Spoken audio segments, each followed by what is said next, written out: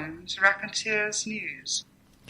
Good evening and welcome to Raconteurs News. The world's been spinning a few more times since we last spoke to you, and it's been quite eventful here at Raccoon Towers. Tonight we had a guest lined up from Canada, but unfortunately he's busy with other stuff, and we're needing to reschedule that with him. So tonight we're hoping we're going to be joined by Andy Mackie, aka Truth Machine, but unfortunately we're having little difficulty with Skype at the minute. The call does look like it's connecting. We've just got Jason online. Good evening, Jason. How you doing, mate? I'm doing very well, thank you very much, my friend. How are you? Oh, I'm doing brilliant, but it's been a bloody strange week. What about you? Yeah, a very strange week, as pretty much same as everyone. Every other weekend, it's always strange, and it's like we're living in La La Land. It's becoming more and more obvious as every day passes. Well, that's it. But 2017 has been billed as the year when big things are going to happen. I don't know about you, but I'm getting the feeling that the ball started rolling downhill. Yeah, well, yeah, I think it certainly has. Yeah, it started rolling, and of course, once it starts rolling downhill and gravity gets it, whatever gravity is, its momentum is going to only increase and increase and increase. And I just want to, sorry, I do apologise, but I just want to mention I watched a film this weekend. It's called Oranges and Sunshine, and it's all about. It's a 2010 film. And it's about children being trafficked from, this is by the government, by the way, being trafficked to Australia, where they are being molested, raped, and generally disappearing and all sorts of things. It's based in, I think, 1989. It's a social worker that's the main protagonist in it who uncovers all this. And, of course, it's got Emily Watson in it as well, which is always I've got a bit of a thing about Emily Watson. It's always a bit of a treat when she's on screen. So it's called Oranges and Sunshine, and that's because that's what the children were told they were going to get. They were all told that the parents were dead. They were all told they were going to get oranges and sunshine and oranges that you could pick off the tree. And it's a really good film. So I'd suggest anybody finds that somewhere and watches it. Yeah, I've seen something quite similar to that. Oh, here he is. Yeah, we've got this is Andy Mackie. He's been on with us way back. I think it was back in the Enemy Within days last time you were on, Andy, weren't it? When it was with Tom. But we talk about truth warriors. And, you know, before the show, we had Kaz there, a real warrior in anybody's book, I think. Absolutely, Mum. Yeah, better believe it. But you know, I mean... Are you indestructible, or are you just made out of rubber? I think I'm made out of rubber. I'm thinking about changing my name after what happened the other day, getting run over by a van and then reversed back over. Yeah, and that sounded quite painful in the descriptions that I've heard, Andy. Nothing worse. I think I might have to put you on mute when you start describing that one. And nothing worse to show from it apart from squashed gentlemen's vegetables. Yeah, well, no, not the vegetables. Luckily enough, they was out of the way. The van went over me pubic bone, like, luckily enough, I was hanging, so it went over them. Missed them, thank bloody somebody. Thank the Lord. Well, yeah. I mean, I was absolutely gobsmacked. I mean, if you get some, the way to describe it is. You remember being a kid when you used to get Play-Doh and you'd make a sausage out of it, and then you'd get your rolling pin and flatten it out, make it twice as wide and twice as long. That's pretty much what happened.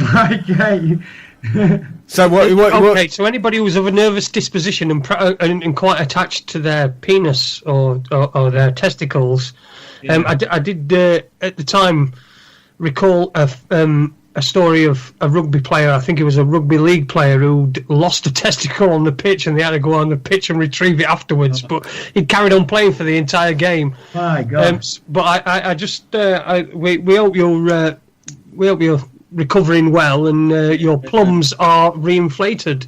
Yeah, everything's cool, man. Everything's cool. Yeah, it went over them bits, then over my guts, and then run onto my chest, and it stopped right where just started to run over me. What's the muscle you call on your chest there? The breastplate. Pectorals. Yeah, basically the front wheel was on my breastplate, and I was sternum. It's called the sternum. Is it the sternum? Yeah. It kind of crushed me rib cage in and pushed the air out of my left lung.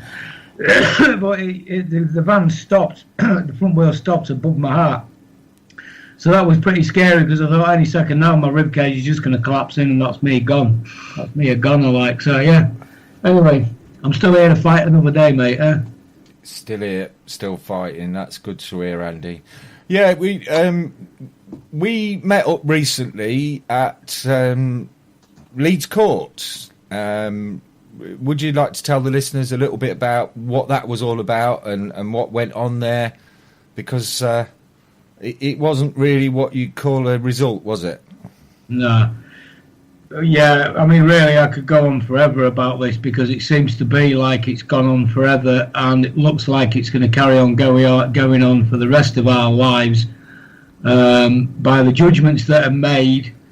Where it's been going on for me personally for 15 years, since the police knocked at my door and wanted to question me about what happened. I didn't go to the police. They opened it all up for me. Just before we go any further, Andy, if you can just give a brief outline of what happened to you that the police were contacting you, for anyone who's not heard of you before. Yeah, I was in this kids' home called... Well, I've been in care since I was 3 years old, been passed about quite a lot. 4 kids' homes, sorry. And as far as I can recollect, 3 different foster parents as well during my period of time in care. What they came to see me about was a school called St Williams. Anybody can look it up on the internet, and I'm sure you'll find out quite a lot about it. Brother James is the main guy, but there was other members of staff there as well that have walked free because of the inadequacy of the police investigations. You're sorry, I don't want to interrupt you, Andy, but I'm going to. Yeah. When you say brother, are you talking about a faith school? Was it a faith-run school or organisation or children's home? It was, yeah. It was run by the Diocese of Middlesbrough and the De La Salle Order, which are 2 religious organisations. But not only that, they had a priest came in from another order who run the church, and he was also a paedophile as well. Right. Molesting kids there. So I don't want to get into sort of no, mate, you blaming different denominations and things like that, but I do want to make the connection with the faith school or the faith organisation. That's all I wanted to do. Yeah. Funnily enough, I've got some figures on the Diocese of Middlesbrough and the De La Salle Order. Mm-hmm. There's been, since the new Pope took office, there's been a lot of investigations. Because these investigations were started up, all of a sudden over 147,000 priests have left the Brotherhood since the investigation started. So, and that is actually worldwide. In this country alone, it comes to something like 100,000 priests from this country alone who left since it all started up.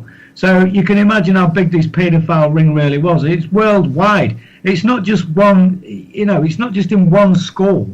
This place is running kids' homes all over this country and all over the rest of the world. And there's been nonsense going on in pretty much all of them anyway. There isn't a single report that isn't coming from any one of them schools where abuse hasn't took place at some point or another. Let me give you a bit of history about St Williams. As far as me and my friends are concerned, we did some digging right into St Williams since it was very first founded. And the first audit that it ever had on it done was during the Victorian times, because it was basically a workhouse for people whose kids had been chucked away, and they were just basically put into slavery at the end of the day. It was supposed to be this brother, I can't remember his name, who originated, Brother Michael or something like that, who originated it, all with the idea of educating poor people's kids, yeah?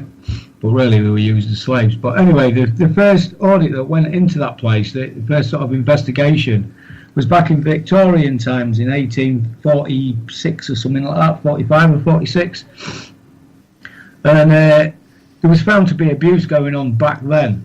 So these people were then replaced by another priest and another headmaster, which happened to be a monk from the Diocese of Middlesbrough again, right? And what they basically did, they replaced child abusers with more child abusers, right? But the child abusers that came after them, the first lot who were running this kids' home, were a lot worse. It was more, the first lot was all beatings and physical abuse, but then it started to become sexual. Anyway, the Brother James and the priest, what happened was in the 1846 there was replaced, and then there was replaced again by more paedophile priests who run that kids' home for another 20 odd year before they was found out. They got sacked. Then there was a replaced again. In 1965, Brother James worked at that place. Worked at another kids' home. This is the headmaster, right?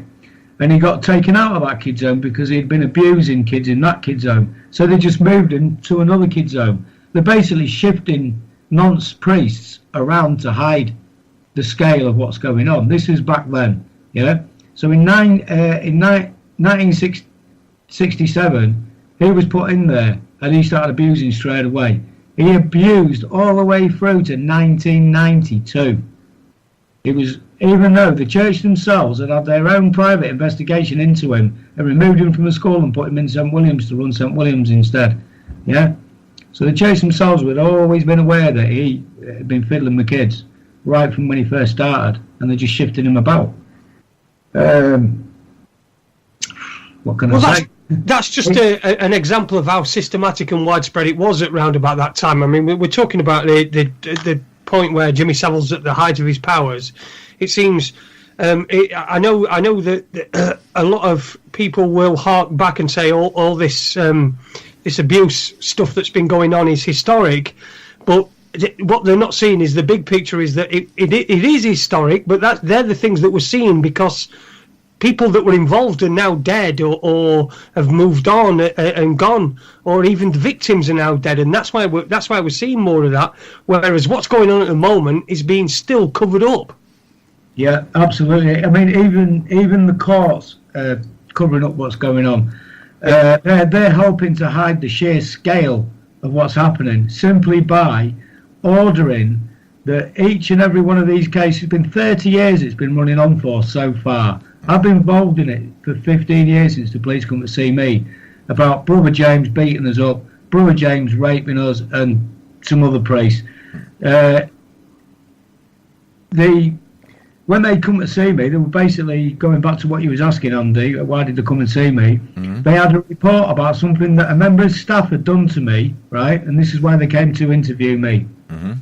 And they also said that they had two people in themselves who would give a statement as to what they see had happened to me, right? Mm-hmm. Now, they asked me, could I remember anything? I said, yeah. I remember getting beaten by a member of staff unconscious, mm-hmm. right? It was a member of staff because I was told to go upstairs to my bedroom where members of staff inspected your bedroom and told you what you needed to do, cleaning up or whatever. So they used that as an excuse to entrap you upstairs, to get you sent upstairs where there's just you and a member of staff. Okay, Andy, just before you go any further, I've heard this part of the story from you. If we could just avoid the graphic details.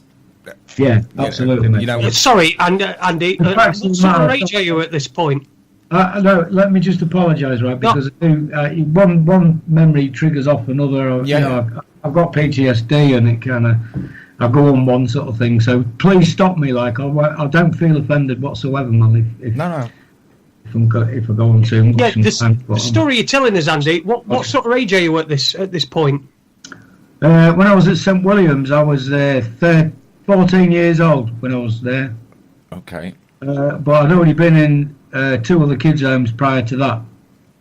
And had things happened in those other previous kids' homes? Yeah, one was called Dayton Close School I was at. That was the first kids' home I was at. That wasn't run by a priest. That was run by the social services, and I think they hired, there must have been freelance teachers. I'm only presuming this, but these teachers themselves were abusing us. They was coming in the shower room, spread your legs. The doctor says, I've got to examine you. Do you know what I mean? Start playing with you. Yeah. You know, I'm not going to go in a grab, but yeah, did things to us. And then when I come of age where it was like, I'm not having this anymore. I'm not taking this no more. That's it. And sparked off about it. The teachers give us a beating in the shower room. Now, a member of staff, a house mother, actually came in and stopped this member of staff from beating me up. He put the whole school to bed, right? So he could get me in the shower room and give me a good kicking where, you know, it slightly detached the shower room from the actual main house where people go to sleep. You know, these are some of the things that went on in there. Members of staff setting up fights in boot rooms between people who got on with each other. You know, there was one guy called Kenneth Wright who got on with really, really well. Another one, Michael Saunders. And there was a member of staff that used to like getting people who liked each other, take them in the boot room and say, either you two are getting a kick in or you fight each other. Do you know what I mean? And that's it. And that's the sort of fun and games they used to have with us, like. Incredible. They're supposed to be acting in place of your parents to take care of you, but they're actually. I have parents. Well, I did have parents, but I didn't know them. Like, no. It's an incredible story. But back to Leeds Court, I was absolutely astounded when we heard after the court hearing that there are 249 cases from St William's waiting to be heard, and right, the judge ruled that he will only hear 5 a year. Yeah, that's right. So that means effectively it's going to be another 50 years before they get to the end of those 249 cases. 47 years to be precise. Yeah, you're 47 years. You're coming up for 50. Chances are this year. Yep. Yeah, chances are you're not going to see the end of it, and very similar with your. I mean, how has that affected the morale of the group that were there that day? Absolutely destroyed. I'd actually organised a meeting for the new year with everybody to come up here and for us to have a chat about what our next move is. And the ideas are basically to see if we can compose a letter to the Pope himself about the way the police have mishandled everything, the way the social services have buried the records, they've completely disappeared. In one hand, the police themselves was telling me there was no records of me being in care apart from one foster parent, and then in the next breath, in the same phone call, which I think you've heard this video, I played you this one.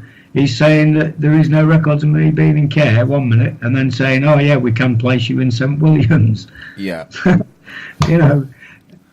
right.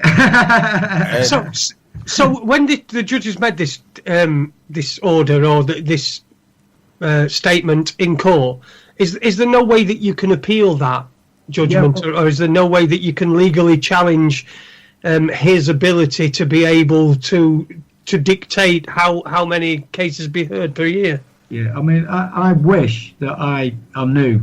I wish I knew what to say, where to look. I'm not very good at reading and writing. This is the problem with me. It's so frustrating for someone like myself who isn't very good at reading and writing and misreads things all the time. And I rely on word of mouth, phone calls, video calls, and things like that. I can relate to that. That's where my world. So, there's a lot that we could probably do. Take it to the European courts. I mean, I'm only guessing because I don't know anything about the law very much to do with stuff like this. But surely one judge deciding what's going on for 249 people. This is after being convicted and sent down 3 times, right? On 3 separate occasions, and on each 3 occasions, they've been sent down for 30 and 40 rapes at a time. Yeah. So, while we're on that point, I want to talk a little bit about the law while we're on this point, because over the years we have bettered the law. Do you know what I mean? So these people don't get out of prison unless they've got proper care themselves, as in, you know, being escorted everywhere they go, this, that and the other. They've got to spend X amount of time inside. The law today would probably keep them inside for the rest of their lives. But what they've done is, when he very first started offending back in 65, they've rewound that law back to then, right? And they're doing him from the laws that existed then, which means that he only has to spend 12 years in prison all in all, right? Now, on his first sentence, he got a life sentence, like 15 years, and he served 12 of those. And then he got out, and then the police charged him again. Then he got sent down again. Now, this is what the police told me when they came to see me 15, 16 years ago now. It's been nearly, yeah? They told me that was their technique, because if they were going to nick him for everything there and then, they would TIC 3/4 of what he's actually done. Yeah. So right, TIC's taken into consideration their offences that are listed as solved. They're taken into consideration. Nobody faces a penalty for them. They're just sort of like a way of wrapping up and making the numbers, the clear up numbers better. That's right, yeah. But the police knew that he wouldn't serve the time that he should serve for what the offences that he's committed, and that's why they did it that way. Now, that's supposed to be a secret, but it ain't a secret anymore, man, because since I nearly died the other day, man, I'm going to put everything out there. I've got videos galore on solicitors that contradicting themselves, and I've played a couple to you, haven't I, Andy? In fact, I'll give Andy a copy of absolutely everything I've got, so he can look at it at his leisure and share it with anybody that's willing to look at it.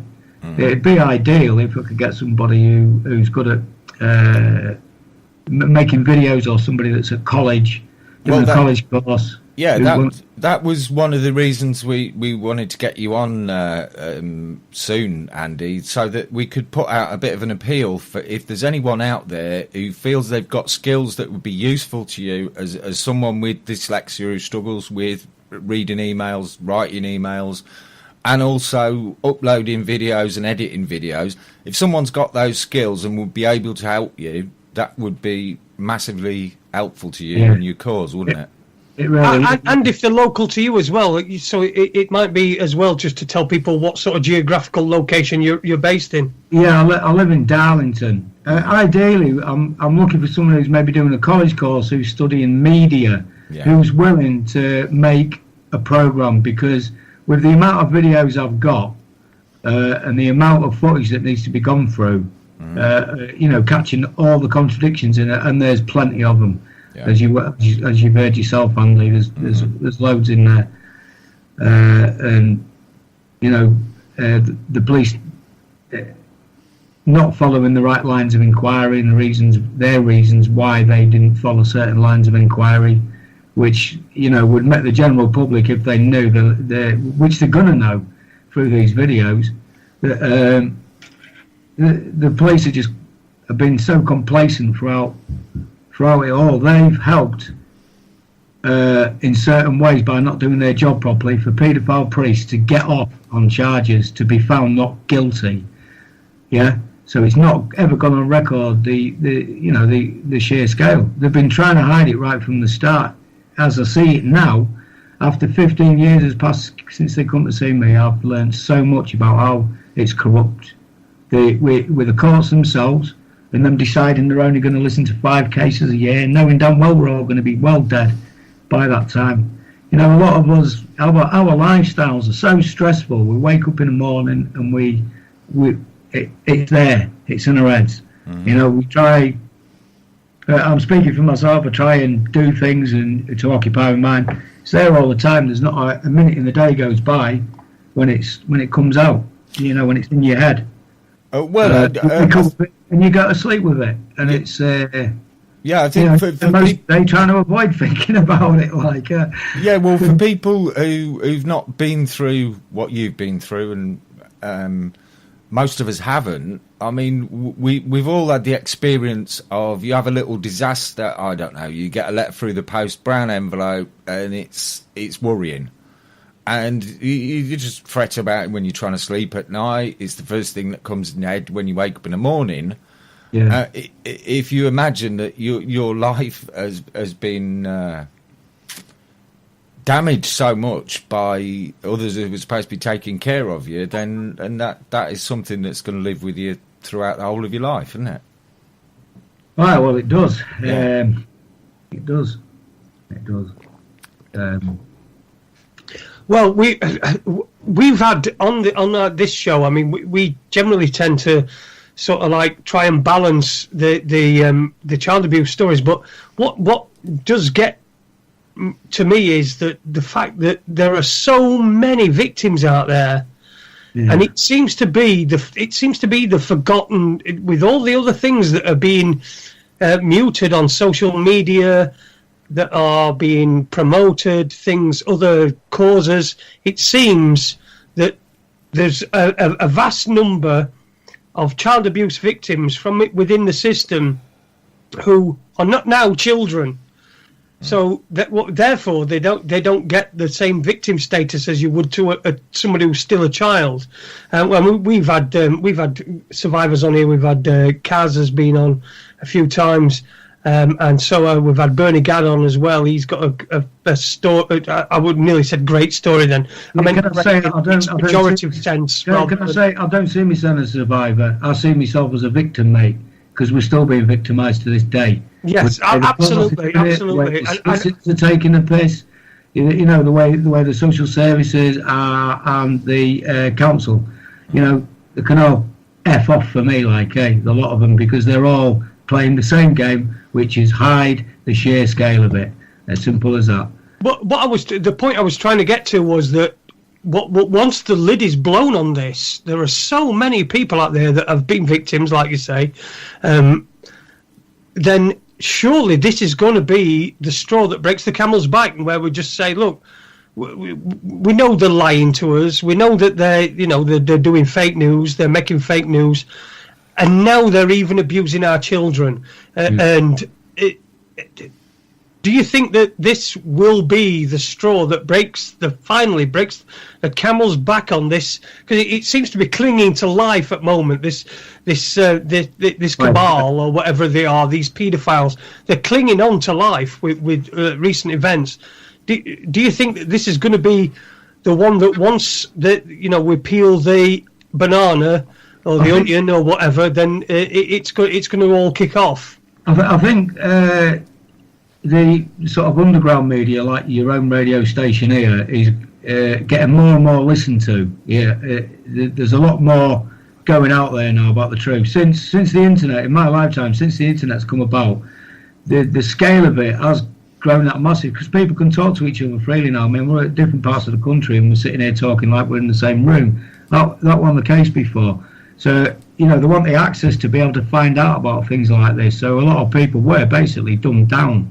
Since the internet's come along, it really has opened it up to the general public into their own personal lives, with it being on Facebook and Twitter and all of this carry on, YouTube and that. It's brilliant thing that people are becoming more aware. I think the scale has always been the same, and now that people are aware of it, it's going to start changing because of underground media, because mainstream media ain't covering it. BBC, they won't talk to me. They've talked to other people that don't really know the facts too well, but they won't talk to me. They've been told I've got these videos. Panorama has interviewed some of the other lads, and they won't go near me. Well, when you mentioned the BBC, it was interesting to note that outside the court, when you tried to ask questions of a BBC reporter, she was very snappy and extremely rude to you. We've had a few altercations. Well, not altercations, but heated conversations. But it all started off very pleasantly when I first met her in the courtroom. and she was talking to the other lads, and I was like, well, how come she ain't talking to me? What's going on here? Oh, well, they're talking to us.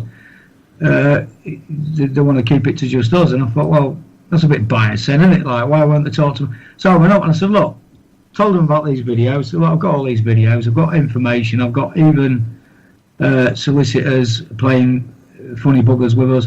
In fact, I'll play you a little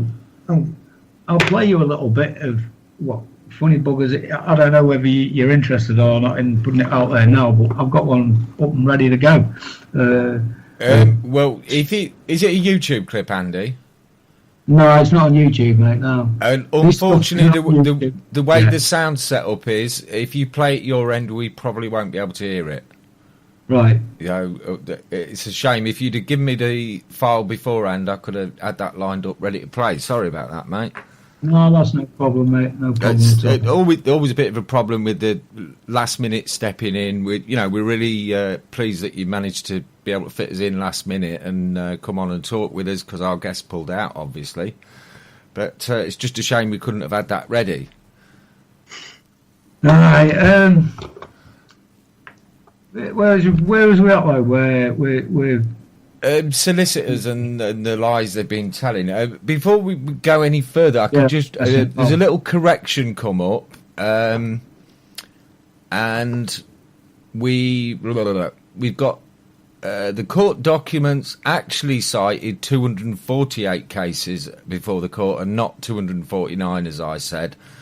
And just a little side note on top of that, the De La Salles brothers still run schools in the UK. That's right, yeah. And we did have somebody post in the chat room when you were talking about them. And in Europe as well, America, they run schools in Spain, and so they're all over the world, mate. We did have somebody mentioning there that their partner's daughter goes to a school run by De La Salles, so that's quite a worrying thought that... they're still running schools. I mean, another interesting thing to come out of the interviews that were carried out outside the court there was the fact that De La Salles have already kind of put their hands up to the responsibility, and they've actually paid £7.9 million to discharge their liability. Yeah, but what our solicitor said on the interview, now that is on YouTube if you want to look it up. If you go to the Truth Machine and look up where the file is for St Williams, and it's the latest one, video at the bottom of the page. Mm-hmm. And it's named Shocking News. But yeah, the De La Salle order, what they did was pay $7.9 million to the Diocese of Middlesbrough to sit on that as part of their compensation payment towards that. Mm-hmm. You see, the thing is I wanted to ask the solicitor how the hell they come to that figure when not all the cases were settled.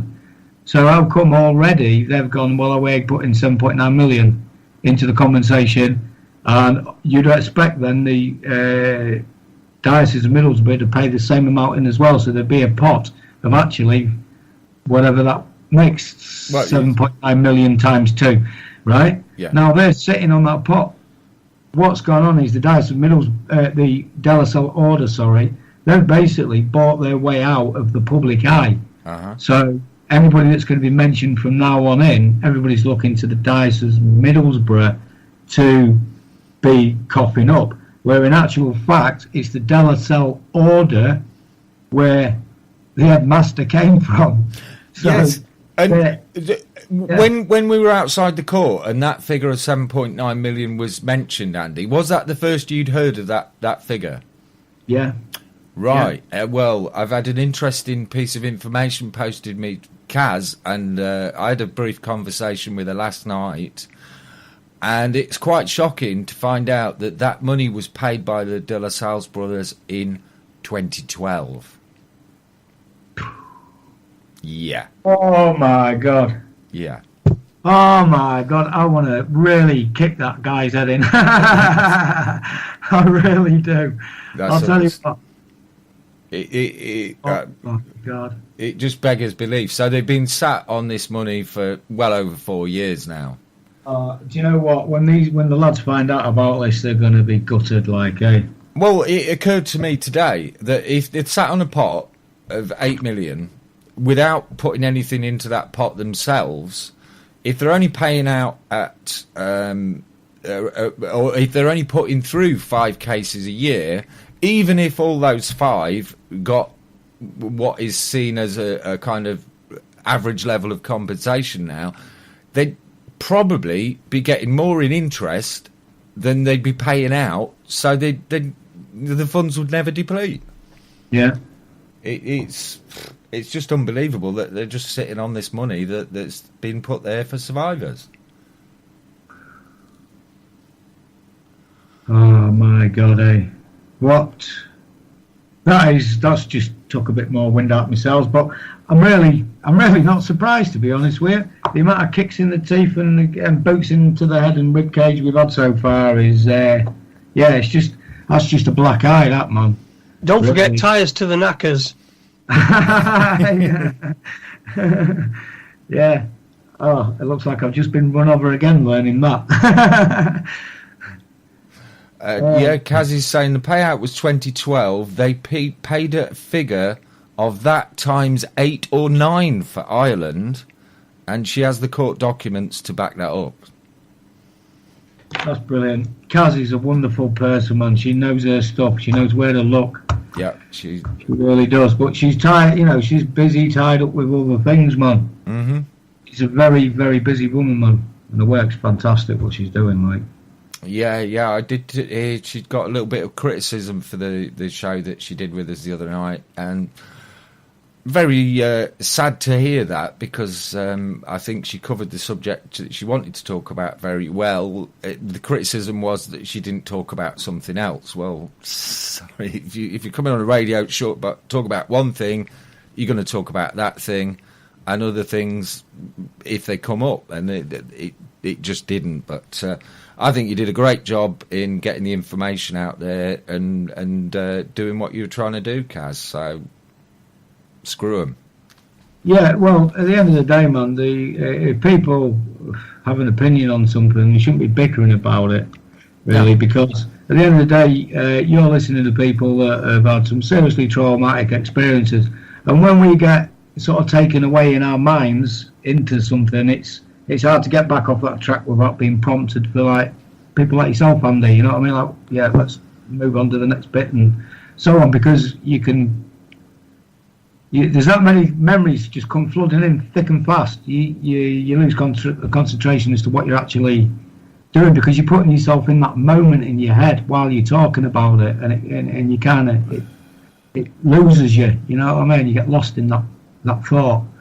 Yeah, of course. So it's quite, for anybody who suffers from PTSD, which Kaz will do. You know what I mean? She's got other problems as well. Mm-hmm. She's got her own family issues going on around her as well. There's lots of pressure on Kaz. So, I'll apologise for Kaz, for, in a joking way, mind, for missing out on something that, they expected her to talk about. I'm sure she's open-minded enough to talk about the subject that the lady or gentleman wants to talk to her about.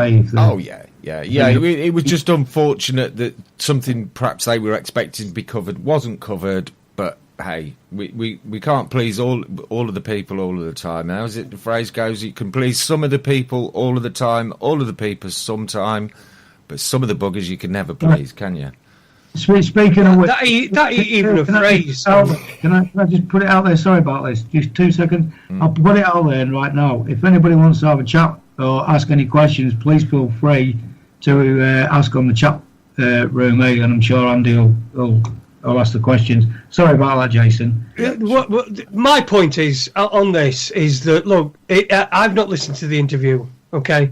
But if Kaz didn't mention something, then it was for a reason. Because if it was something that was important, she would have mentioned it. So there would be a reason behind it, and that's it. Yeah. End of.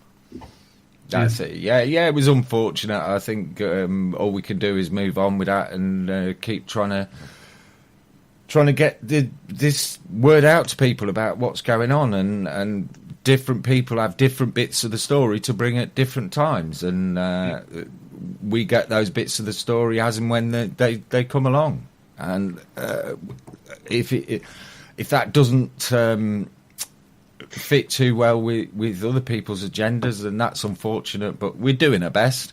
If you've got any feedback to give us, whether it's positive or negative, it's always welcome. We'd like to know if you like what we're doing, you think it's useful, tell your friends. We'd also like to hear it, but if you don't like what we're doing, tell us. Then we can do something about it. Yeah, absolutely, man. We can't communicate if we can't communicate. It's a pretty bad job, isn't it? Yeah, well, listen, this is as good as it gets. So if you don't like what we're doing, then you just might as well go and listen to Richie Allen. Right, talking about what's going on at the courts, by the way, in Leeds on the 2nd of February, a big shout out to anybody that can get down there at 9 o'clock in the morning. There's going to be a court case about an appeal, because the first 5 cases, now you think about it, it's taken a year for them to listen to the first 5 cases, right? What day is that? Now, what it is, the same judge is going to hear the appeal, The same judge is going to hear the appeal, right? So just a second. So the judge that made the original decision is deciding whether to grant your appeal against what he decided that he wanted to do. Yep, absolutely. That sounds good. Gosnell, Gosnell, Gosnell, and it's Mark Gosnell. Yeah. Now that's the judge that's in charge of the compensation claims.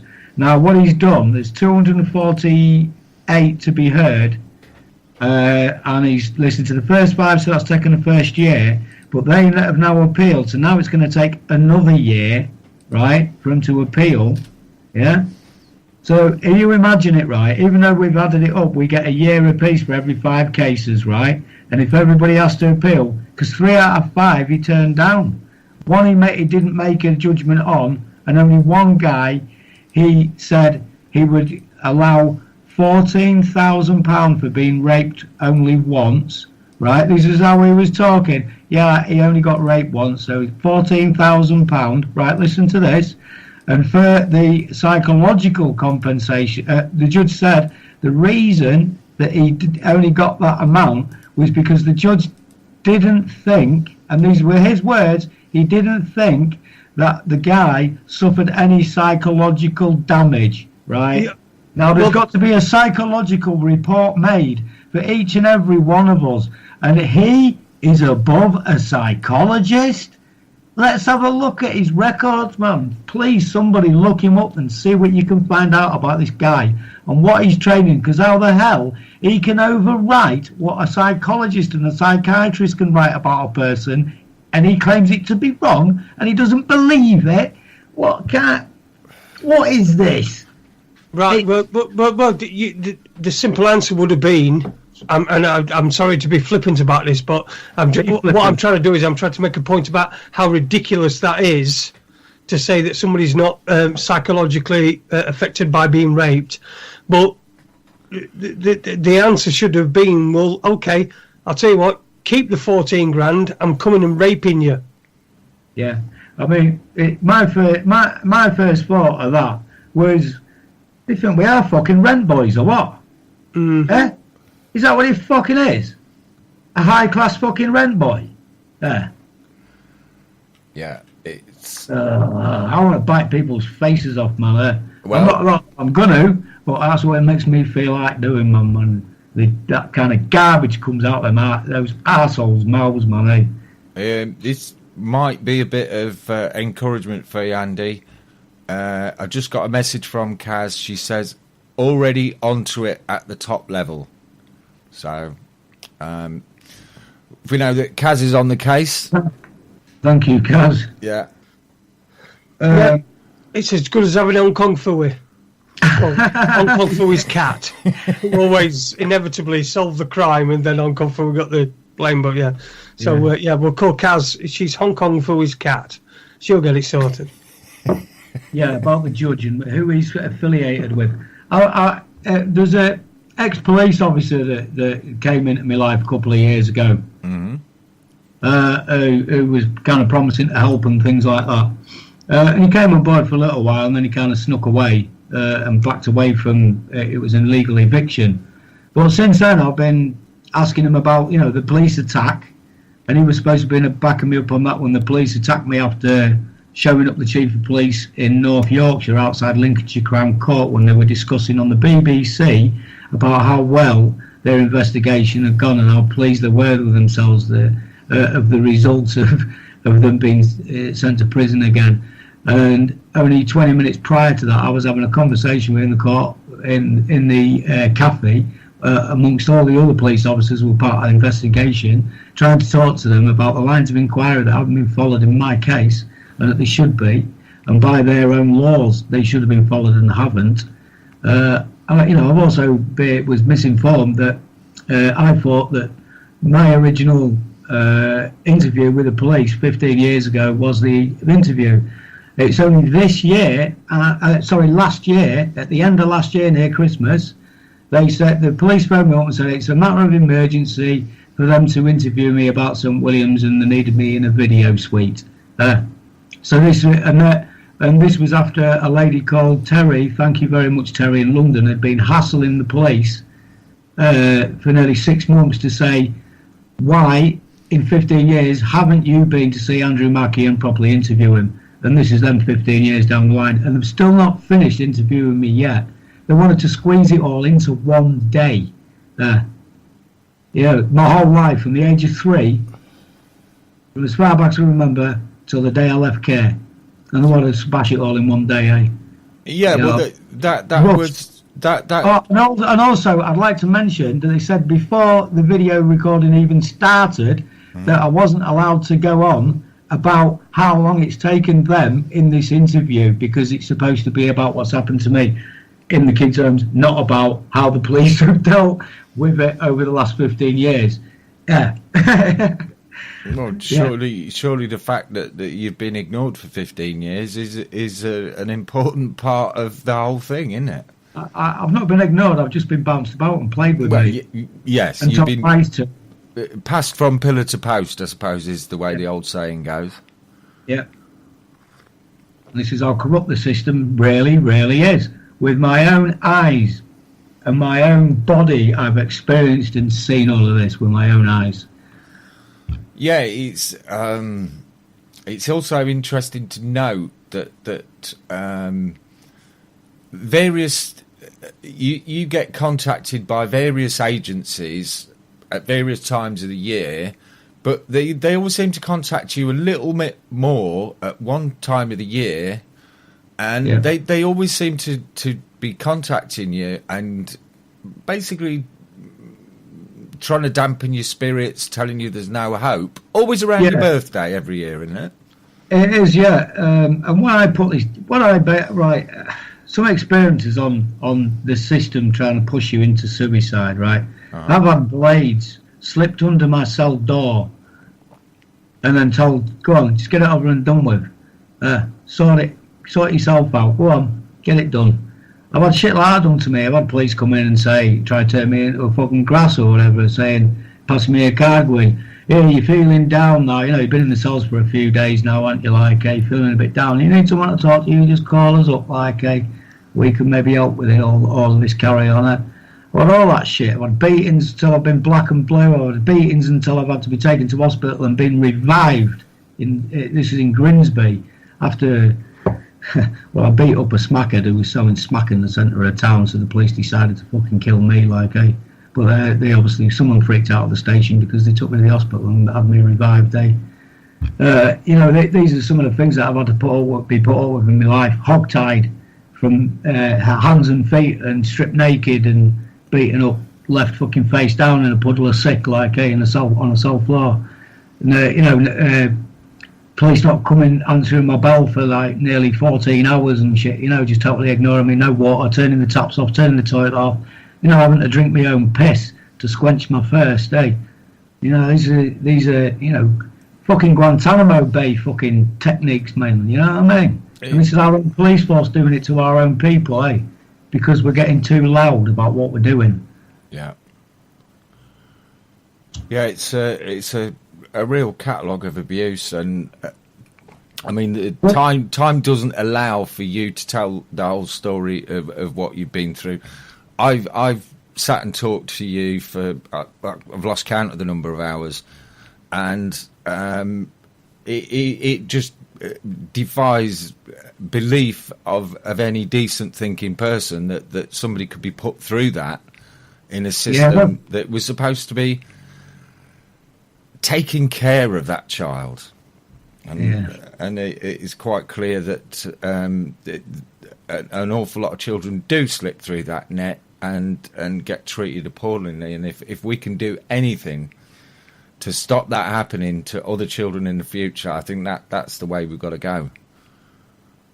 I think the step we're on at the moment, as in the worldwide, we're on that step where we're just starting to realise the scale of it through people like ourselves, right? Do you know what I mean, of our age group, because the internet and stuff like that, it's all getting out there a lot more now. So, you know, things are the gateways are opening up for us. You know, the floodgates are opening up for the sheer amount of what's going on, which in turn will help the next generation be aware and be able to look out for any signs of these things happening in the future. Where you know anybody in any kids' homes, man, talk to these people, man. They ain't got family, they need friends. You know what I mean? I've got some really good friends of mine that I classify as my family. Well, they are. They're my adopted family. I tell them that. You're my adopted sister. You're my adopted brother. You're my... You know, I see people in different ways. I adopt them. And I look up to them people, man, for advice and how to behave and learn off them. They're the people I've learnt off in my life. And they're still here to this day. They're still strong, good friends, you know. They've seen me... Before they knew all of this, they've seen me kicking off and probably thinking, what the hell's wrong with him? He's full of it, he is, isn't he? You know what I mean? Going on random smash him up scenarios like, hey. Yeah, my friends have been good to me, man. They put up with a lot of shit off me in the past.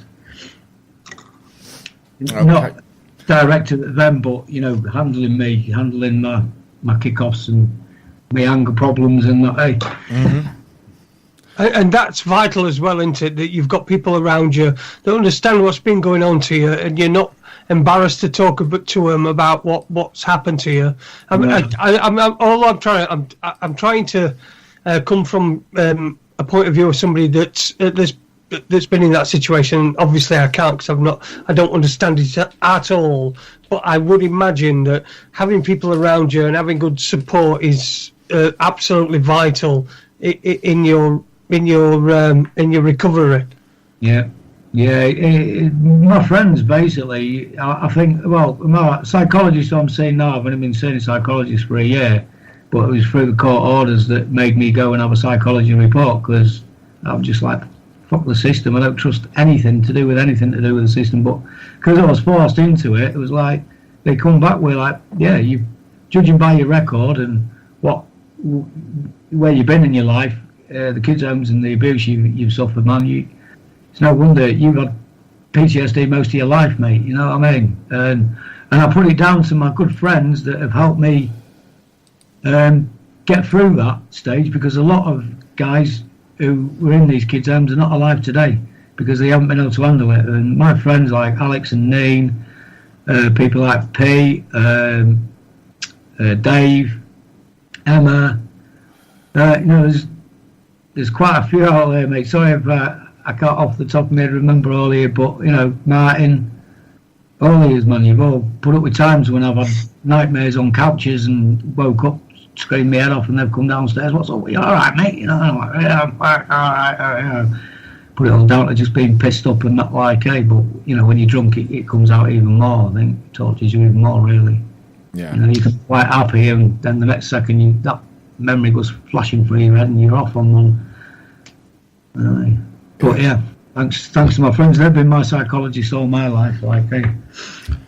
Well, I think you know, the mental health system has its place, But I think if we'd all got a couple of good friends that we could really talk to, and I mean talk about anything, because it is difficult talking with friends that you've known for years, because sometimes there's things you really don't want them to know about. So sometimes we do need someone who's not associated with us, not involved in our life, to listen. And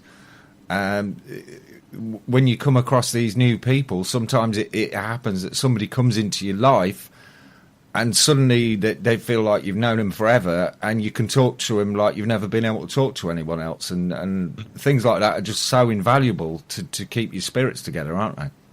Yeah, they are. Going on to the mental health problems and stuff like that, with the mental health system, the national, the NHS, mental health, way underfunded in my book. They've got one guy basically running all of Darlington, going like house visiting. He's not even a psychologist, you know what I mean? He's a guy that just takes notes and things like that. I hear from him very rarely. When I do phone him up for any advice or anything, I get an answering machine. And when I send a message, I never get a message. Now, he's supposed to be organising with the police the next meeting, which is supposed to be this month. Well, this month's nearly gone, and I can't get hold of him, and there's nobody answering the phone to the number I've been given. Yeah, that is. It's I'm not blaming himself. In my book, there's just ain't enough people. No. Within the National Health Service to deal with these problems. Well, we due to all the cutbacks and shit. It's like. Yeah. We've seen the National Health is being made into a lame duck, and once you understand the script that they work to, it's quite clear that the NHS is being destroyed from within, so that it can be. The only option is to sell it off privately, and then the old school Thai brigade get in on it, and it's money for the chums, isn't it? Yeah. 100%. I was, being the age I am, you see this sort of thing going on time and time again, and here we go again. It's just another one of the fucking stories, and people are that used to that, stuff like that happening. They shrug it off, and it's just become a norm, isn't it? I just care. In England, I think in England anyway, people are far too relaxed with. Sitting on their asses and just ticking boxes and not getting up and doing. But there are a growing number of people that aren't, and that's the major factor, is that there are a growing number of people that aren't. There's not people going back to sleep, right? You know how we say that this word awake, and I don't like it as much as anybody, but when you can actually see what's going on, there are more people waking up than there are going back to sleep, and nobody ever goes back to sleep. And so if you just wake one person up, that person will probably do the same to 3 or 4 other people, and then we will see. And we're on this, like Andy said earlier on, it's a bit of an avalanche. It's begun, and I don't think it can be put back. I really don't think it can be put back. I mean, things are going to get nuts, and people are going to be attacked with all sorts of psychological operations, all these psychological attacks that happen on people. A terrorist attack, you can't go there, can't go there, can't go there. But what really is happening is that, I think Rob Alford put a post on Facebook earlier on, and he said, I think it was something like, to turn this round is like trying to shove shit back up the donkey's arse. Yeah. You're going to get covered in shit, and you're going to get kicked all over the place. Yeah, right. It's not going back. It's not going back. The more that comes out, it's not going back. With what you're saying there, I've been watching the American news. I watch Democracy. I watch Democracy Now. I watched 2 Minute News. I watch all Suspicious Observer. I watch all different types of news from all around the world. Yeah. Including underground stuff. And you can pretty much sum up between all of them. between the crap and the reality behind it. And what you're saying about people waking up, the inauguration speech, they'd taken photographs of how many people were there, and then the very next day they had a protest against him, and there was more people there than that have ever been there, ever recorded, ever. Yeah, around DC, and there was also marches around the whole world denouncing his inauguration. But those are set up. Those are George Soros organises them. Yeah. If it weren't for George Soros, those wouldn't happen, right? It never happens the other way around, and we're supposed to be the ones that are the violent ones, the ones that people are supposed to fear. But yet, when it actually comes down to it, it's the ones that are supposed to fear us that are just causing all the crap and doing all the rubbish, and it's nonsense. And people will see this because this is what's happening. People will see it and think, well, what am I doing? I'm dressing up like a vagina. You know, I'm dressing up as a vagina and I'm going out on a protest march with my children. And what I'm going to do is I'm going to show people that they should have dignity. So I'm going out dressed as a vagina with my children, and I'm going to start showing people that they should have human dignity. That is ridiculous. Yeah. And it's ridiculous, and more people are seeing how ridiculous it is. Well, and more people are seeing how ridiculous it is, and which is why we've had Brexit, which is why we've had Trump. It's because people are just disillusioned. They've just realised that, damn, I'm just being lied to every single election. Nothing ever changes. Barack Obama is always going to close Guantanamo Bay. He doesn't at all. He increases it. He wins the Nobel Peace Prize. He doesn't oversee a single day of peace in his entire 8 years. I don't know how many days that is. Someone, write it down and send it on a postcard to my house over here in Sheffield. Just put Jason Loudmouth on our end, and it'll get to me. And so, I don't know how many days that is of war, but he's overseen 8 years of war. Yeah, he won a peace prize. This is what's ridiculous. People are actually seeing it because people like us have been pointing it out. His very last command was to have some so-called terrorists bombed. Have you seen that on the news? His last command was to have some terrorists bombed, but they accidentally bombed a fucking whole family and killed them all.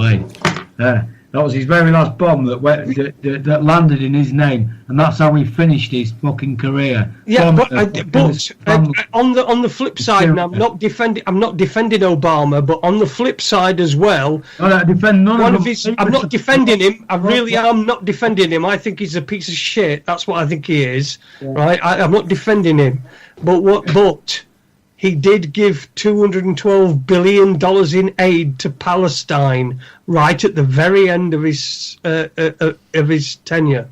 Yeah. Oh, I missed that one. Thanks for that, Jason. I think that was probably to stir the pot, to be honest with you. Well, whether it's to stir the pot or not, it's better than not having $212 billion, is it? No. Well, yeah. I mean, absolutely. I mean, the Gaza thing has been going on all my fucking life, and I'm sick and tired of them being on a constant attack all our lives, all my life. To say you'd have thought that something would have been resolved by now, and yet here we are. Right at the last minute of Obama's leaving office, he decides to say that it's all of a sudden wrong after like 8 years of backing him up. It's suddenly wrong right at the end of his career, with being in the White House, and he walks away paying the Palestinians how many billion? Yeah, I think it was 212. But also I just think it may just be him thinking that's going to go under the radar. Nobody's going to report that, are they? No, none at mainstream media news.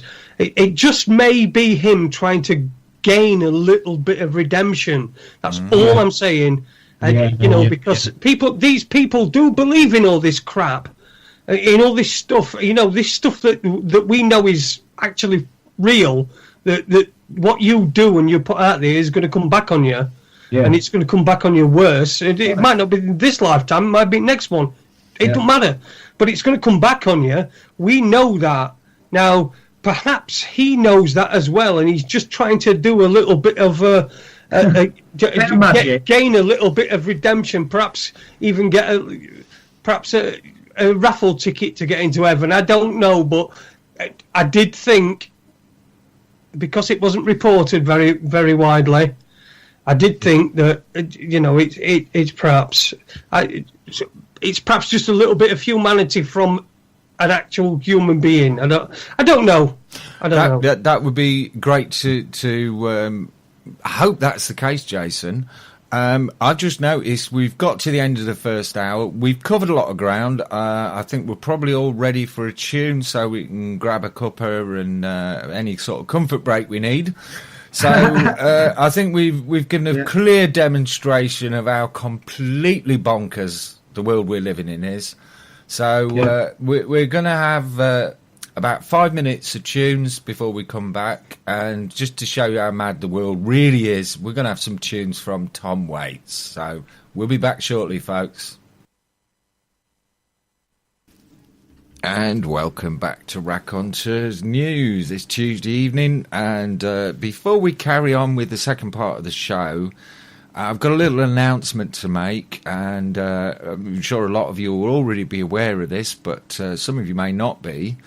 Normally after 10 o'clock, when we finish the show, we followed by some podcasts or some music. But tonight we've got a special treat for you, because we've got a new pair of hosts. Well, sort of new pair of hosts starting at 10 o'clock. We've got a show that's going on for an hour. It's called Happy Hour, and it will be hosted by not Dr. Tamara, who many of you will have heard on Freeman Jack's Psycho Nautilus a couple of times recently, and a lady that's very, very special to me.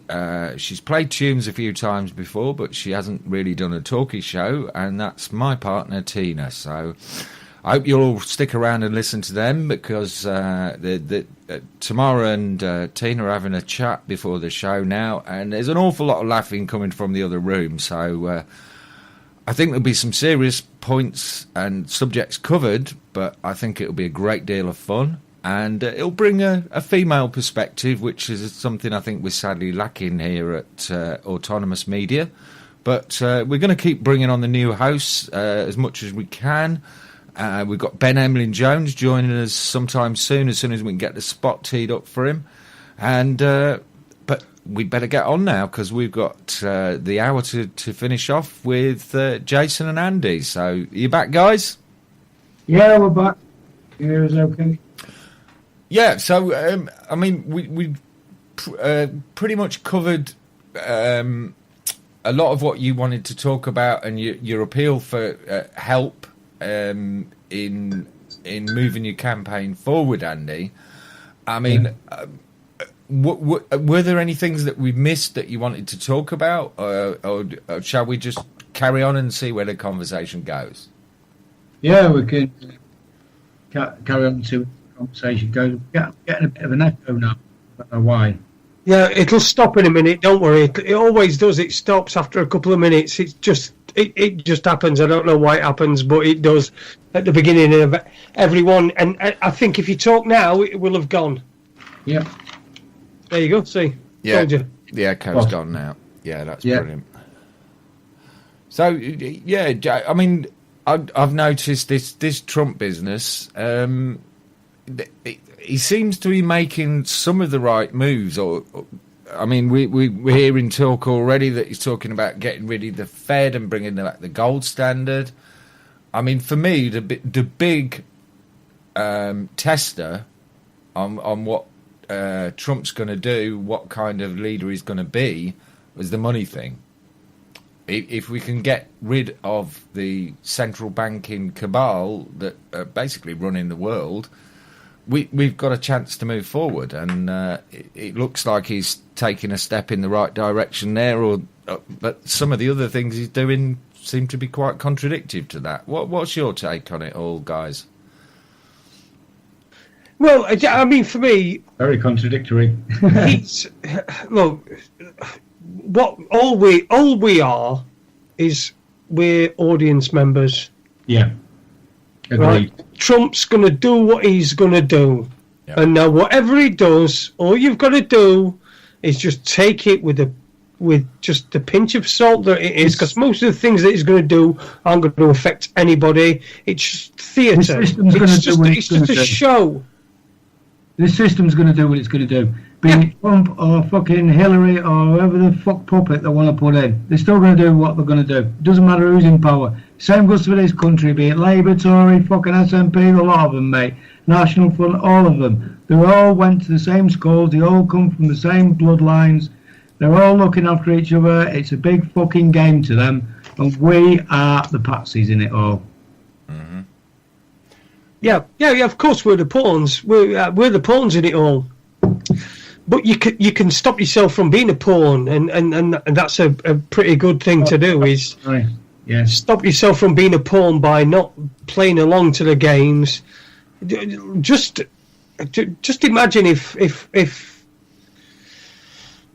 I don't know, all the people that were on the court list to go into magistrates court for fines for not paying the TV license. Imagine if they all turned up.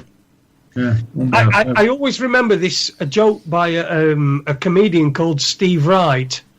Oh yeah. And he said, just imagine if all the children that had been prevented by abortions all turned up. They'd be all pissed off, wouldn't they? and that's it really is the same thing. If everybody went into court, if everybody who had been summoned to court for council tax went into court, the system chokes and it dies. You choke something, it dies. The system's going to die. It will die. Mm-hmm. That's what we need. We need positive action. Mm-hmm. Yeah, I'm all for that. Positive is what we need, and action, because so many of us are paralysed with the fear. If we step outside of this box they've got us in, then something bad's going to happen to us. And but as we must have experienced through all of our lives, the fear of what's going to happen is almost always never quite as bad as what actually pans out in the end. So if you can avoid that fear, it ain't going to be anywhere near as bad as it would be if you're trapped within that fear all the way through your life, and you all your actions are motivated by fear.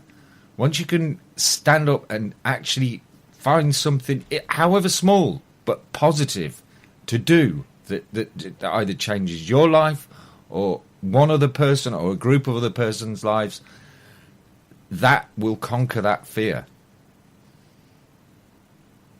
Absolutely. And this is why there is such a power and a strength in numbers in people that have been abused within the system who are coming out, such as Andy and such as Bernie, who we've interviewed, and such as Kaz and Mickey Summers, Melanie Shaw even. I mean, Melanie Shaw must have suffered more than any survivor. I don't care what your opinions on her are, on her story and everything. I mean, she has suffered immensely. Yeah. And so it seems that people have... I don't know whether it's because of the subject matter and how difficult it is for them to try and comprehend, and how upsetting it is, and how difficult it is to read and listen to. But you know, this is the layer of the onion that's going to reveal the rancid core, I think, and I think that's really where we should be. Everybody should be. Do you follow UK Column by any chance? Sorry? Do you follow UK Column? Yourself, Jason? Yeah, I used to. I've been on UK Column a few times with Charlie. They have a lot to do with covering Melanie Shaw. Yeah. While we're talking about her, there's a few little bits and bobs that you might find interesting that I know about with UK Column, Melanie Shaw, myself, and other victims that UK Column I've interviewed. But most of the people that, in my view, who UK Column have interviewed have been abused by the care system. They've kind of took the story, promised that they're going to come back on it, and then just not bothered following up. Now, with Melanie Shaw, I really can't say how her case is or what's gone on, because I haven't followed a lot about her, but I did go to a court case to go check it out, because I've always been a bit suspicious of Melanie Shaw. So I thought, right, I'm going to go to Nottingham Crown Court and see what the crack is for myself without having to believe what other people are saying. And there was only me, there was Mickey Summers and another lady called Alison, who was in the courtroom, which was the mother of the victim of one of Melanie Shaw's. Now, in this courtroom, right, and I couldn't believe that UK Columns, considering that they are supposed to be backing her up and have got her back, weren't there at the courtroom, because if they was, they would have learned that Melanie Shaw, in actual fact, used UK Column as an excuse for all of her offending, right? Now, the offending that actually took place was her hounding young kids, yeah? Her hounding prison officers, female prison officers, sending them explicit photographs of her genitals to these people, right? It was all read out in court. And if UK Column could have been asked to go and find out, they would have found out that they were being used as the patsies for Melanie Shaw to walk out of court that day, right? Now, the judge, she basically accused UK Column of... when she left court that time and UK Column were outside, picked her up and took her away, she should have gone and seen a mental health worker, this, that and the other, you know what I mean, took some responsibility for herself and got things organised that should. Instead, she said, UK Column just whisked me away in a car and what to do interviews with me and everything was forgot about, everything got lost in my mind and stuff like that. And, the judge herself was like, in future... I don't want you to make any more of what's going on within these courtrooms public, because you can't turn around and say that paedophiles haven't been dealt with in this courtroom. I've dealt and sent away hundreds myself. This is the judge speaking. But also was revealed was her criminal record. Her criminal record on one of the offences. Andy, just before you go any further, I think we might be on the edge of what we can cover legally there. So, yeah, at the end of the day, she's in prison. She is in prison for her own good. She was taking crack while she was in the jail. UK Column knew that she took the money for the funds, for the junk that she'd done and put it into her own account, her own personal account, when it was supposed to be a fund for helping people and paying for stuff. There's loads of little dodgy things going on with that. I really don't trust UK Column and all their ex-military, ex-this, ex-that, ex-police and stuff. Judging on other people they've interviewed as well as myself, and then just dumped us like, yeah, nice one, you've been of use, see you later. And just not bothered answering calls or, ignoring emails and things like that. It's not good. It's supposed to be people who are on our side, that worked within the system that are now here to help us. Well, I think it's a pile of bollocks. Yeah, and we do invite guests to speak about their experiences on here, Andy, and as we have to say from time to time, the opinions of the guests that are voiced on here are their own opinions entirely. They are not necessarily the opinions of Raconteurs News or Autonomous Media. Sorry, Andy. Andy, listen, Andy. What I'd like to say is is that if there's anybody from UK Column that's listening to this, if they want to come on and refute any of Andy's allegations or anything, then they're free to do so. But I think we should stand by our guest. We invited him on tonight to speak, and absolutely, I think that we should value his opinions as well. And if that's his opinion, that's his opinion. Yeah, it doesn't necessarily mean that it's Raconteurs News' opinion, but we should value his opinion and respect it as well. I absolutely value Andy's input. I've spent many hours talking to him, and I wouldn't be doing that if I didn't think the guy got something important to say. So, yeah. Andy, don't get me wrong, man. She is a victim of the system herself. Yeah. But some of us end up turning into abusers, and that's what she is. That's the simple way of saying it. The abuser has become an abuser. Has become an abuser herself, and she is using certain aspects of this to do things that she wants to do in her personal life rather than fighting the cause. Well, I think an important aspect of moving forward with this, and like I said, if we can prevent other children facing such horrific abuse in the future, that is the most important thing we can do. Oh yeah, that's the purpose. Supposed to be about not earning money so you can take drugs that you like to take, eh? No, well, we see all too often that the abuse is a circular thing, and abusers become abusers because bullies become bullies, and we can't substantiate anyway. We can't substantiate any allegations that she took money that was being donated and bought drugs with it. We can't substantiate that. So I think we'll distance ourselves from that. But apart from that, I do understand that you've got your opinion. Yeah, I'd ask for a charity bank account number and when it was actually put in place, when it was actually okay for it to be a charity. Then I'd like to ask that, where did that money go from that she if any UK Column people are listening, where did that money go from that junk? What happened with it, and where is it, and where's the bank? Okay, we'll put that shout out. If anybody from the UK Column wants to get in contact with us, contact either Andy at raconteursnews.com or Jason at raconteursnews.com if you want to come on and refute that allegation or defend yourselves. You're quite welcome to. I don't anticipate anybody's going to do that, but we can listen. We're trying to be fair to everybody, okay? Yeah. I mean, we're trying to be fair to everybody. You can't show us any proof or any anything to. Apart from conversation that I've had with them, how I've been ignored, my own experiences, and also other experiences of other people who have been interviewed by them and then treated the same way as myself. Well, right? I would agree with you on that experience because I've been treated the same. I've done interviews with them. I've given them the stories. I even tried to give them the Daisy story, because I thought that was right up their street. This is an NHS surgeon that's been... Absolutely, massive, yeah. Yeah, who was a whistleblower and was stopped, obviously, by common purpose. And I've tried to give that to them.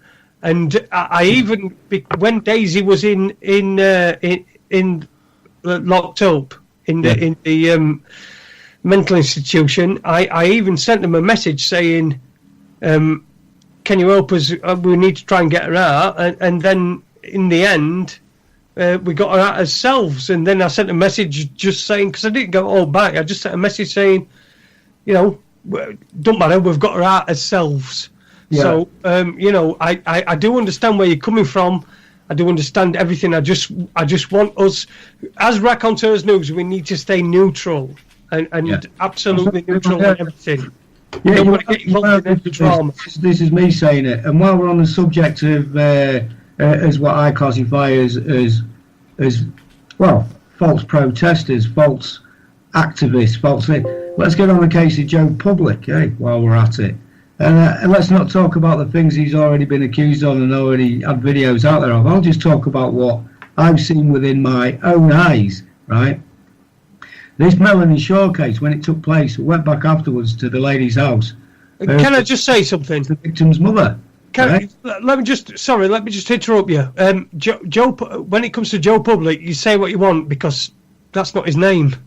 Yeah. Well, according to other people, he's not even changed his name by default anyway, but that's gossip. What I know for fact is this, his attitude. His attitude towards when we met Alison at Melanie Shaw's house. Alison, that Melanie Shaw had been abusing the daughter. Like, I went back to interview her. You'll find that on YouTube as well, on the Truth Machine, about what took place. Now, at the end of the day, Melanie Shaw is a victim herself. Shit went down with her. Afterwards, we sat talking. I got everybody beer because everyone was skint and that, and we all needed a good relax, chill out, have a good deep talk. There was Joe Public in the kitchen talking to somebody else, you know who you are. And the daughter come in. The daughter had been abused and just was listening to the conversation and just kind of wanted to get in on it. And wait, can I just say? And he fucking turned around and started snapping at her. Do you fucking mind? I'm trying to talk to blah blah blah. And that was it. She was a bit shocked, and she just walked out of the kitchen like, hey, that's him being pissed up and being an arsehole. This is what he turns into, like, hey. And then we started talking about what I was going to do with the video tomorrow, because we didn't want to make the video until tomorrow and stuff. And he's like, oh, have you ever looked up anything about this and that and the other? I said, well, I find it a bit hard because I'm dyslexic and stuff. He was dead complacent. He just, what do you mean you can't fucking read, you daft cunt? You know what I mean? And he got on my laptop like, hey, it's easy as this. I went, look, mate, let me show you how I find things and do things. It takes me ages, and just took him for a process of one thing. And he just started bitching at us. So I got a bit pissed off. I said, look, mate, you better stop fucking drinking, or I'm going to launch you through that fucking window, mate. And at that, he did stop drinking. He curled upon the fucking seat. It was like an armchair seat, and got his fucking head down, which is the best thing for him. Because, we're in someone else's house and he's been fucking disrespectful like that, picking a fight with me in their front living room, telling the fucking daughter to shut the fuck up because he's talking to someone else, man, you know what I mean? And that's just within a night of being with him. And if that's his fucking nature, he can go fuck his son, man, you know what I mean? Commonly known as Dom's another fucking one, eh? People like us have got to look out for ourselves like that. Well, yeah, I mean, it is very difficult because we're all trying to get together in groups and increase the influence that we have over this situation by being in numbers. The unfortunate side of getting the groups together is that you're going to attract people that you don't really want in the group. You're going to be open to infiltration. And we're in the unfortunate position of we're forming alliances with people who we don't really know. Tell me about it. The infiltration that happened in the Occupy movement, for instance, in St Paul's was fucking appalling, mate. I've never been to such a protest. You're gonna get infiltration in everything. We had. You were. I know that. We had a group here in Sheffield, and we got infiltrated, and I spotted him straight away.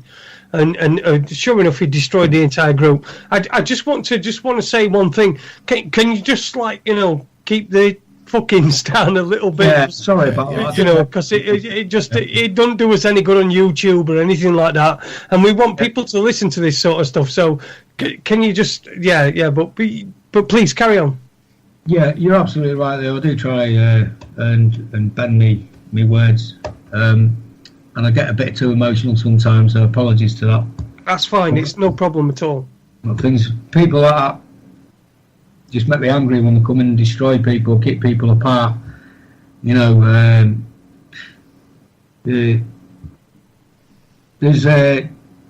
just so much infiltration going on. Nobody knows what's happening. No one knows who to trust who, where anybody's coming from. I take it on this. It's like being in jail for me. You read body language from a very young age when you've been through what I've been through, and you can tell who people are. And it isn't me being, I don't know. Yeah, I know people's intentions, man. When they can look at us, I know people's intentions through the body language, man. I had people coming in the room. Oh, this is happening. I'm getting a beating today. Oh, you know what I mean? You just know by the look in their eyes and the fucking way they're behaving around you. And people like us pick up on shit like that because we know that body language, man. Eh?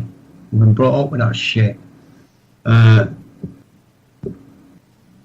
he's, you know, since that body language has played out, since I first met him, he's then been accused of raping a woman and touching someone else up, and there's other shit that's come out since then about him that's, you know, a bit of a secret, not to be talked about. It's bollocks, man. So, what I want to do is I want to sort of like turn this, because it's turned quite dark, and it is difficult to listen to, and it's really difficult to talk to you as well. Yeah. But what I want to do is I want to sort of like try and put a positive spin on this. What are you doing? What is happening? And what are the good things that are happening within, you know, this movement? Because there's definitely a movement towards these historical. I know they call them historical, but it's for the victims. It's for life. It's not historical. It's not years and years ago. It's every fucking day. Sorry about my language. I'll bollock myself in a minute. But you know, I just want to sort of like, I want to end. We've got like half an hour left, 25 minutes left of the entire show. So we've got about 20 minutes left with you. So I just really want to. I want to focus on the positive things that we can do, that people that support you can do, and of course what victims can do as well. Or victims. You said you describe yourself as a victim rather than a survivor. So what victims can do. Victimised, day. Yeah. Well, there's a kind of list of stuff that I'd like to get together, like help with. Setting up a YouTube account specifically for St Williams and what's going on with the court cases, and have someone help, run that and put. Because what I find difficult when I'm putting videos up, I really want to say so much, but I'm so slow at typing and writing. I've got a program on my computer that I speak to. When I talk to it, it writes all the wrong words, or I think that it's saying what I think it's saying, but it's not. You know what I mean? Other people read it and go, "Oh, that word's wrong," and that. So, my God, you know what I mean? And I've already put it up and stuff. So, like, helping with setting up a YouTube, I'd like to write a letter to the Pope. Do you know what I mean? I'd like help to write a letter to the Pope about what's gone on with the whole situation, how it's all been handled from the police to this, to that, and the other. And I want to ask him, for at least an apology. If it's going to take the rest of our lives and beyond our lives for this to be resolved, at least it's been recognised that they are nonsense, they've been convicted, and that they need to publicly apologise for this, at the least. So, write a letter to the Pope, it's something I'd like to do. I'd like to get a group of people together so we can start going round, and because I've got a full history of the St Williams, the kids' home itself, a full history of it, from when it was first built to all the abuse, the lot. And I call it the St Williams Sermon, And I'd like groups of people to maybe start distributing these around all the Diocese of Middlesbrough and the De La Salle Orders churches when people are going into church around the whole country, so they're aware of what their money is getting spent on. They're putting in the collection boxes to protect paedophile priests. That's what's been going on for the past 30 years. The church themselves have been paying the bills to try for their barristers and solicitors for the paedophiles themselves. The church has paid the bills, and they've got the best solicitors and barristers that money can buy. Do you know what I mean? So I'd like to know the sum of how much has been spent on the legal costs alone to try and protect these people. 3 court cases has been. I'd like to know. I hope we research on things like that, factual things like, the number of the priests that were, I've got it written down there. It's actually, I don't know this number, but the number is 120.000 priests worldwide left the diocesan order, which were the people that produced the members of staff for this kids' home. This is like, since this new Pope got put into power, all these priests have left since the investigations started. So that to me is whatever amount of paedophile priests they are, 120.000. What's that number? That's 120,000. 120,000. Yeah, 120,000 priests. Wow, that's an incredible number. So you imagine, right, since all these investigations have started up and this new Pope's gone in, all of a sudden all these priests have suddenly left the order. Well, what's that saying to anybody? It's a paedophile religious cult, and it needs exposing as such. And they should, we should have protests pushing that they have their licence revoked in this country for holding accounts at any children's homes due to what they've done, not just at St William's but other kids' homes as well.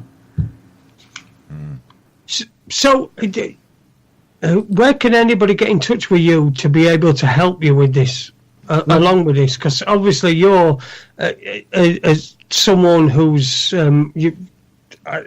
perhaps you might say you were dyslexic or whatever, but your reading and writing's not very good. Where would anybody be able to get in touch with you and say, "Listen, I'm going to help you"? You with whatever you need. So, like an email address or a web address or something like that. Yeah, well, I'm not very good with emails, so the best thing to do would be to phone me on 07904 058 312. I just want to bring... repeat that. Can you repeat that? Yeah, it's 07904 058 312. And that's a number, a mobile number, is it? Yeah, that's my mobile. Or the truthmachine1@gmail.com.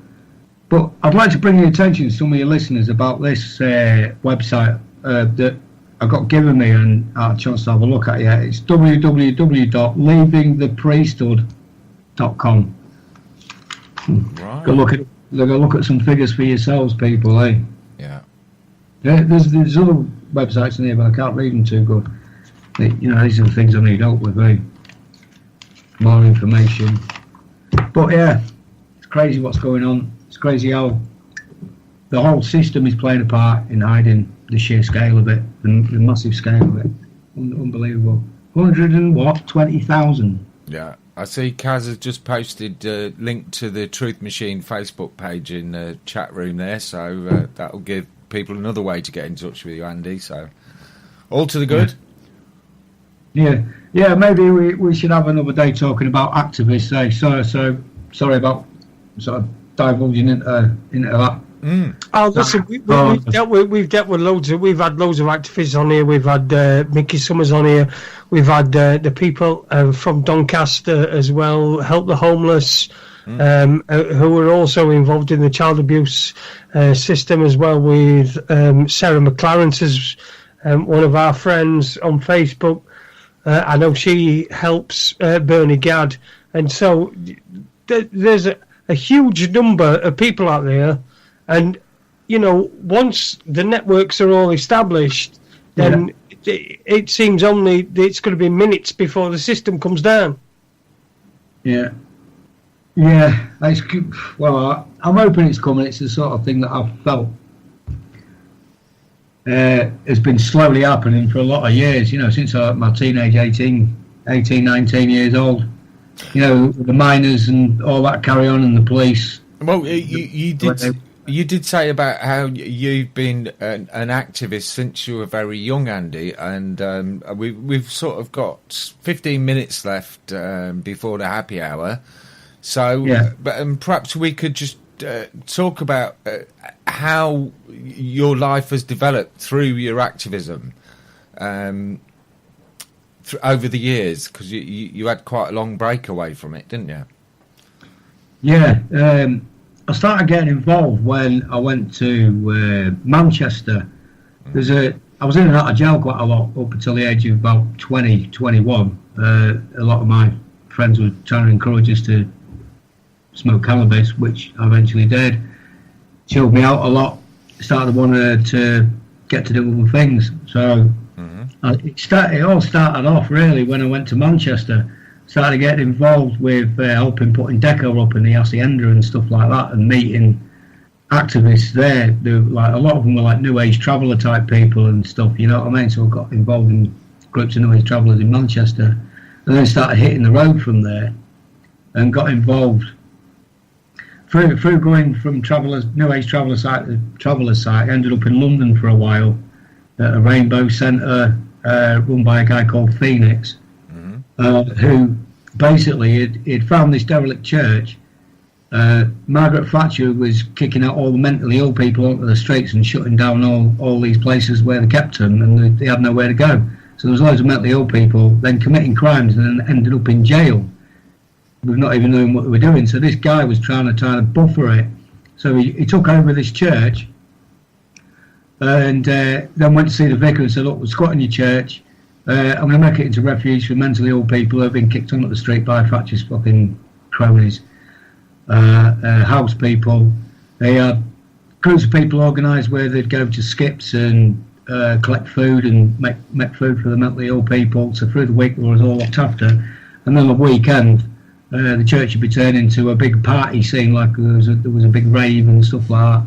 Where everybody partied, the bar was open, you know, there was food about. You know, it was brilliant. They did something quite similar to it in Cooltown. You know, that's when I started meeting the activists anyway, and then started hitting the road and hitching it with New Age travellers going to different sites and things. Meeting people like Spiral Tribe who were doing like free parties. It was all like the free party scene back then. Brilliant times, man. You know, it was all to do the big, and then they brought up the criminal justice bill, which basically put a stop to all free parties, all people living as nomads, living a free life, the life they wanted, not dependent on the government for payouts, just everybody looking after their own. It was a brilliant way of living. It was better than prison. It was better than being in kids' homes, and it was, you know, better than being stuck in a bedsit looking at four walls. So, you know, that's basically where I got going with activism. Like, you know, there was all sorts went on, from trying to crash the gates of Glastonbury Festival in '92. I think it was '92 or '93. There's videos out there on YouTube about all that carry on, man. The New Age travellers weren't allowed in, but there weren't New Age travellers. There was just like most of the people were people who had had a fucking hard life, who didn't really have family and found family within the New Age traveller world. You know what I mean? Including myself, eh? Yeah. And you did mention when we were talking the other day that you took a 10-year break from your activism. What brought that about, Andy? Well, I needed a break all in all, man, because to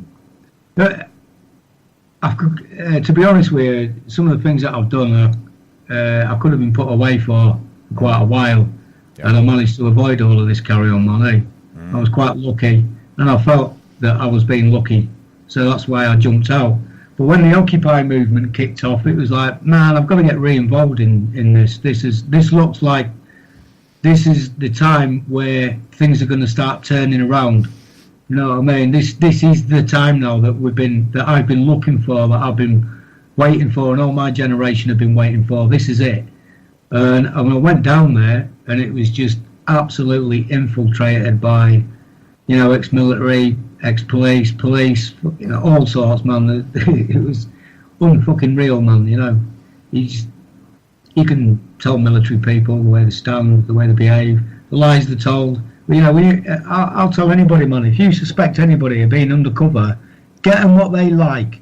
They like coke, get them a load of coke and get them off the fucking heads. They like getting pissed off, get them pissed up, and then you'll see who they really fucking are. Because they'll start bragging and shit, you know what I mean? And there's so many people being found out in the past on sites that way, where you just get them fucked out of the nuts, mate, you know what I mean? See how they behave, see what they start coming out with. Because if they're undercover, they'll start freaking out. Ah, shit, I've been sussed, you know what I mean? Yeah, of course. Yeah, it's always difficult to expose infiltrators, and I suppose that is a way that's worked for you, but it may work for others. Interesting way forward. Have you got any plans of what's happening in the near future, or are you still regrouping after the kind of kick in the teeth you got at the court in Leeds in December? Yeah, after the kick in the teeth, the lads who have been there at all the court cases so far, they all of them were just like, there's no point, let's forget it. But there's Daz phoned me up tonight saying, right, the next court case is on the 2nd of February this year at Leeds Crown Court. Mm-hmm. So they're going to go down and have banners made and have some T-shirts done with the judge's name on it.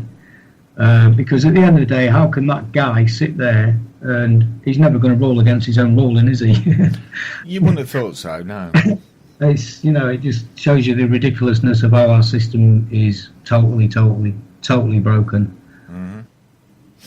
Well, thanks so much for coming on and talking to us tonight, Andy. Apologies that the language has got a bit fruity from time to time, but yeah, well, what do you expect? It's always difficult with a subject which arouses such passion and anger. And the F-bomb slips out from time to time. We're real sorry about that. I know you did say before you came on the show you try and moderate the language, and I appreciate you tried your best, Andy. We are in the fortunate position of tonight. We've been the warm-up act for the girls, and they'll be on. They'll be on at 10 o'clock, so it just remains for me to thank everyone for listening and just let you know what's coming up on what's coming up on Autonomous Media. It's not just Raconteurs. Yeah. We've got we've got Happy Hour coming up at 10 o'clock with Not Dr. Tamara and Tina. Yeah. And Thursday night we've got Dr. Rock with Dr. Rock's radio show. Always a great show Thursday night, always looking forward to that. Not sure what Doc's got on this week, but it's bound to be a great show. Friday nights is wind down for the weekend night. It's the best night of the week for me on Autonomous Media. We kick off at 5 o'clock with Chuck O'Celli. By the way, Chuck plays every weekday at 5 p.m. And then at 7 o'clock, we go over to northern Spain, where Keno's playing tunes for us for a couple of hours. And Tune Tunes goes on till 9 p.m. Then we've got the Psycho Nautilus with Freeman Jack, and that's from 9 till 11. And then we have the Cockney Winker chimes in at 11 o'clock and takes us through into the weekend and the wee small hours with an absolutely fantastic range of tunes. So many mood changes in there. Tony can bring us up, bring us down, chill us out, get us riled up. Don't know how you do it, Tony, but keep doing it, mate. We've had a great show tonight, though, haven't we, Andy? Absolutely great, yeah. I'd like to say a big thank you to Andy as well. Yeah. I wasn't a great big fan of the earlier part of the show when you were talking about crust testicles and all that sort of thing, and pelvic bones and penises and what was it? Play-Doh and making it into a worm.